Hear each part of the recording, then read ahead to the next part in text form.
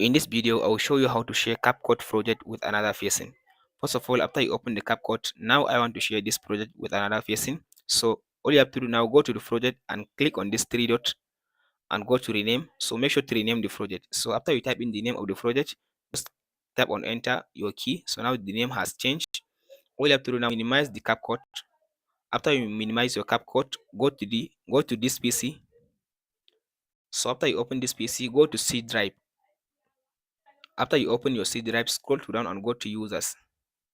So now open the username of your PC. So after you open the username, in this option now go and find a folder called app data. If you can't find the app data folder, just click on this three dots, go to option, so go to view, and then make sure to check on this show hidden files folder and drives. So click on OK. So from there it will allow you to see the app data folder.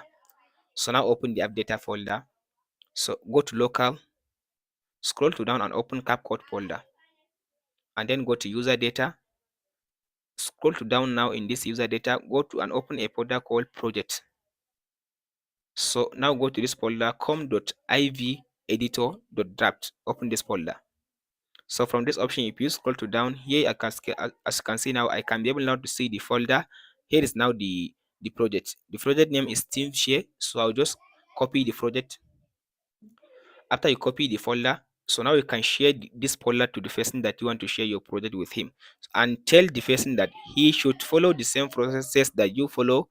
In order for him to open this project, he must add this folder to same location on his PC. So make sure to follow the same process that you follow. And if he open the same location, just ask him to first in this folder in this location, and from there, if he opens up his Capcut, he can be able to see the project affairs like this on his Capcut. And that's it. If this video helps, like and subscribe. Thanks for watching.